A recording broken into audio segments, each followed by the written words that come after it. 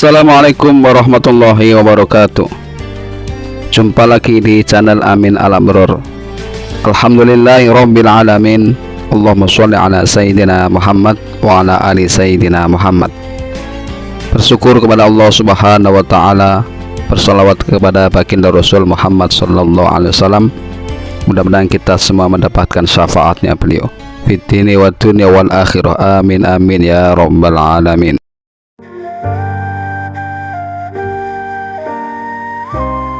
Kisah Ratu Kalinyamat.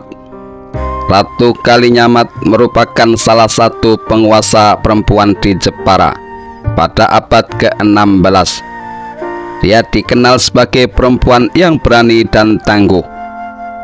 Ratu Kalinyamat adalah putri dari Sultan Trenggono, raja ketiga Kerajaan Demak.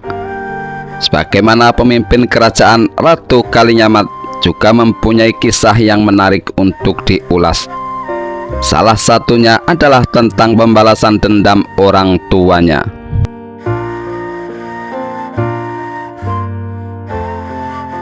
Pada tahun 1549, kakak Ratu Kalinyamat yaitu Sunan Prawoto, raja keempat Demak, dibunuh oleh Arya Pinangsang, Adipati Jipang yang merupakan anak dari Pangeran Sidalepen, paman Ratu Kalinyamat.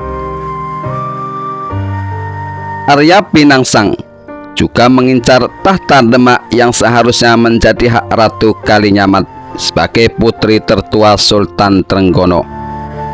Sang ratu dan suaminya merasa marah dan sedih atas kematian Sunan Prawoto. Mereka pergi ke Kudus untuk menemui Sunan Kudus, seorang ulama yang dihormati di Jawa. Mereka berharap Sunan Kudus dapat memberikan keadilan dan menegur Arya Pinangsang. Namun ternyata Sunan Kudus malah mendukung Arya Pinangsang dan menganggap pembunuhan Sunan Prawoto sebagai balas dendam yang wajar atas kematian Pangeran Sidalepen yang pernah dibunuh oleh Sunan Prawoto. Ratu Kalinyamat dan suaminya merasa kecewa dan tersinggung oleh sikap Sunan Kudus. Mereka pun pergi dan memutuskan untuk pulang ke Jepara. Namun di tengah perjalanan mereka diserang oleh pasukan Arya Pinangsang. Pangeran Kalinyamat tewas dalam serangan itu, sedangkan Ratu Kalinyamat berhasil lolos dengan bantuan pengawalnya.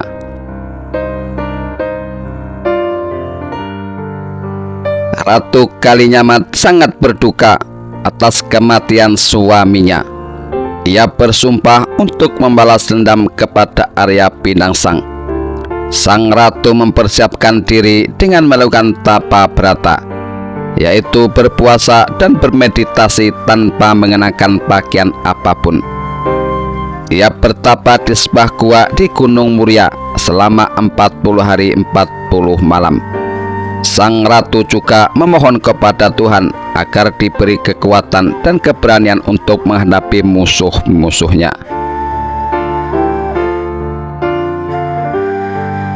Setelah selesai bertapa, Ratu Kalinyamat kembali ke Jepara dan mengumpulkan pasukannya. Ia juga meminta bantuan dari Kesultanan Aceh dan Kesultanan Banten. Ia memimpin sendiri pasukannya untuk menyerang Jipang dan Kudus. Pertempuran sengit pun terjadi antara pasukan Ratu Kalinyamat dan pasukan Arya Pinangsang. Ratu Kalinyamat berhasil menembus pertahanan musuh dan berhadapan langsung dengan Arya Pinangsang.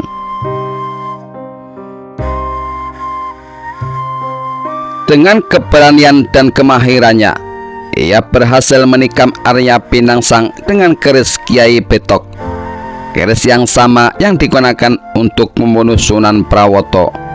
Arya Pinangsang pun tewas seketika. Dengan demikian, Ratu Kalinyamat berhasil membalas dendam kepada Arya Pinangsang. Ia juga berhasil menguasai Demak dan menjadi raja kelima Kerajaan Demak. Ia juga terkenal sebagai penguasa yang berani melawan penjajah Portugis yang mencoba menguasai pesisir utara Jawa.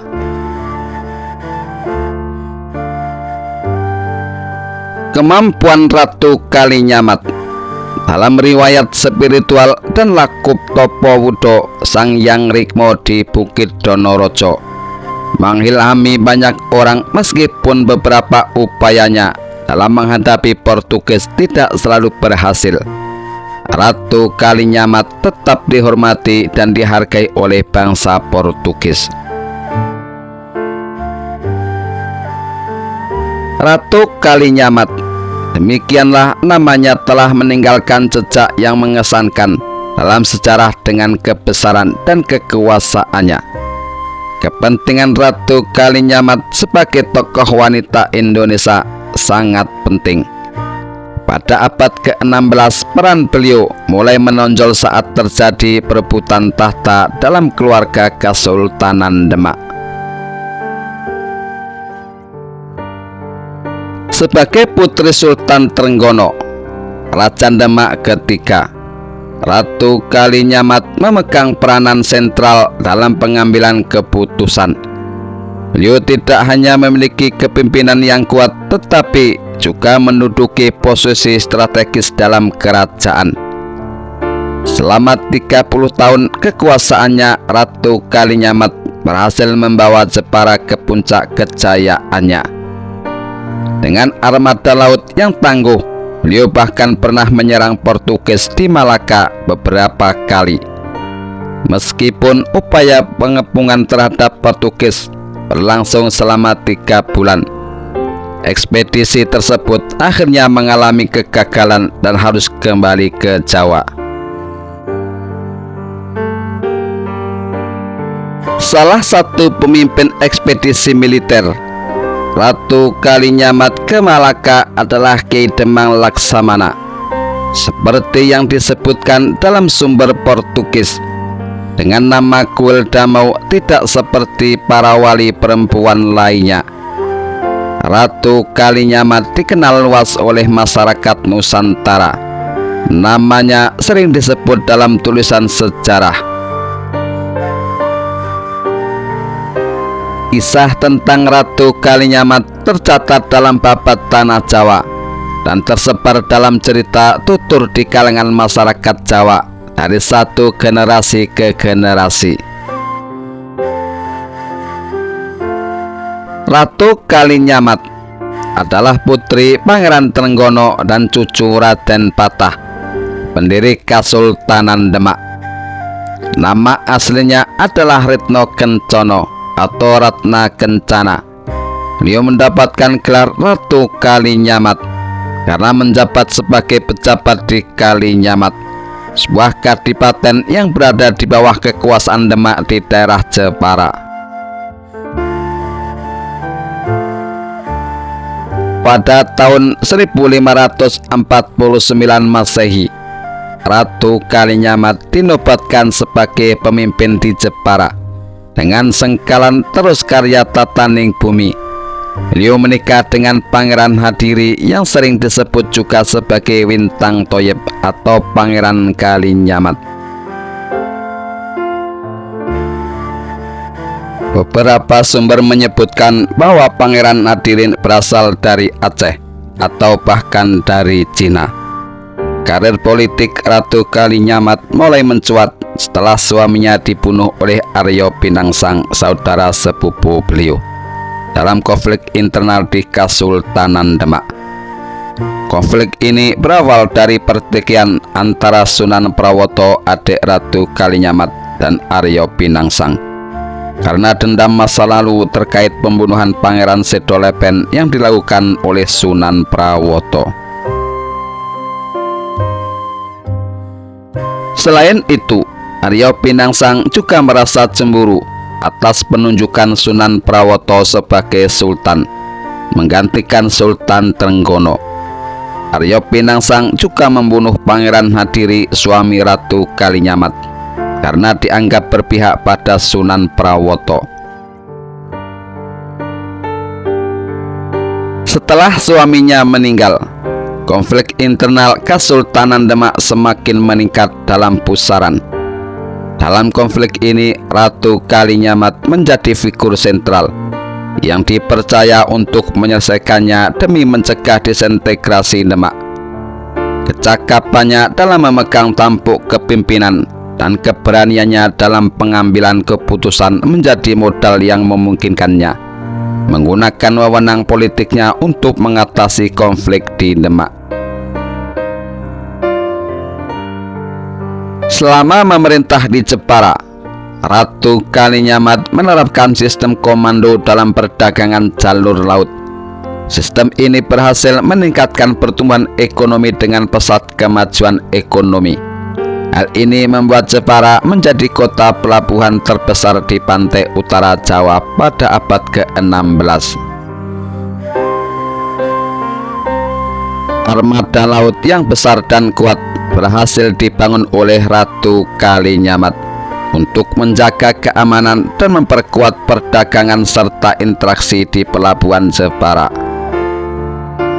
Selain itu, Ratu Kalinyamat menjalin kerjasama dengan wilayah lain seperti Johor, Aceh, dan Hito untuk meningkatkan perekonomian. Kerjasama ini juga bertujuan memperkuat pertahanan dalam melawan Portugis yang saat itu telah menguasai Malaka. Ratu Kalinyamat mengirimkan 4.000 tentara dan 40 kapal untuk melawan serangan Portugis di Malaka. Keberanian Ratu Kalinyamat dalam melawan Portugis adalah untuk melindungi kepentingan perdagangan suku-suku bangsa dari berbagai daerah di Nusantara. Keberhasilannya dalam membangun angkatan perang dan memajukan ekonomi menjadikan beliau sebagai sosok yang berpengaruh di bidang politik dan militer. Selain melalui jalur ekonomi dan militer, Ratu Kalinyamat juga memperkuat kekuatan Nusantara melalui pembangunan jaringan kultural. Beliau mengasuh dan membimbing anak-anak dari wilayah lain, termasuk putra Maulana Hasanuddin, Raja Banten, pada tahun 1500-an yang akhirnya menjadi pengganti Ratu Kalinyamat dalam memerintah Jepara. Pengangkatan ini dilakukan tidak hanya karena alasan kultural, tetapi juga karena Ratu Kalinyamat tidak memiliki keturunan sendiri. Setelah suaminya meninggal, Ratu Kalinyamat tidak menikah lagi. Beliau fokus pada urusan politik kenegaraan dan keagamaan. Kemampuan beliau dalam riwayat spiritual dan Bukit Donorojo mengilhami banyak orang. Namun istilah tersebut sering disalahartikan dan dipahami secara harfiah oleh banyak orang. Sebenarnya istilah ini memiliki makna simbolis bahwa Ratu Kalinyamat berjuang dengan sepenuh hati, baik menggunakan sumber daya materi maupun batin untuk kemaslahatan umat. Topo Wudo Sangyang Rikmo tidak boleh dimaknai secara harfiah, karena hal itu tidak mungkin dilakukan oleh seorang ratu yang dikenal solehah dan berilmu tinggi. Sebaliknya, Ratu Kalinyamat meninggalkan atribut sosialnya sebagai ratu untuk berbaur dengan masyarakat desa setempat dan berjuang demi kemaslahatan umat. Meskipun beberapa upayanya dalam menghadapi Portugis tidak selalu berhasil, Ratu Kalinyamat tetap dihormati dan dihargai oleh bangsa Portugis. Kisahnya menjadi inspirasi bagi banyak wanita Indonesia untuk meneladani kegigihan dan kepahlawanan Ratu Kalinyamat. Ratu Kalinyamat wafat di Jepara pada tahun 1579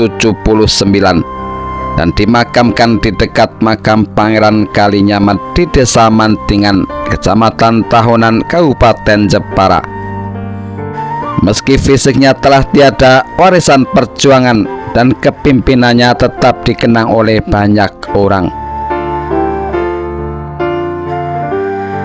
Cerita tentang keberanian dan kepintarannya terus berputar dari generasi ke generasi menghilami banyak wanita Indonesia untuk mengikuti jejak langkahnya dalam membangun dan melindungi bangsa.